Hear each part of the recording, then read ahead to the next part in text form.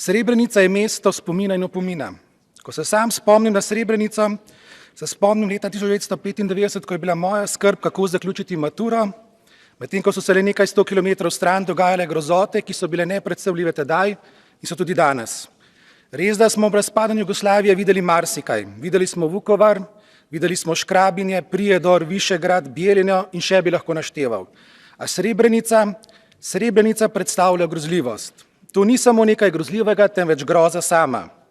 Moj spomin, kot spomin najstnika na Srebrenico, odražata dva strašna prizora.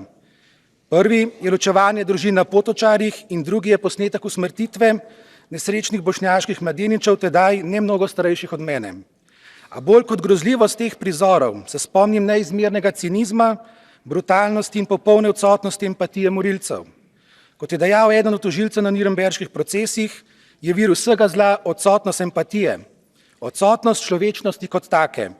In tako kot je Srebrenico povzročila odsotnost empatije, ta odsotnost empatije žal zaznamuje tudi čas, v katerem živimo.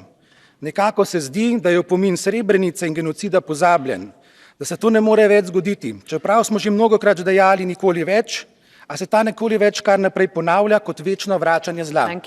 Sporočilo Srebrenice je opomin, tudi današnji čas, česa je človek zmožen in sposoben, ko si na izzive sodobnosti odgovori smrtonosno mešanico skrajnega nacionalizma, odsotnost empatije, za katero poskrbi propaganda nadzorovanih in nesvobodnih medijev.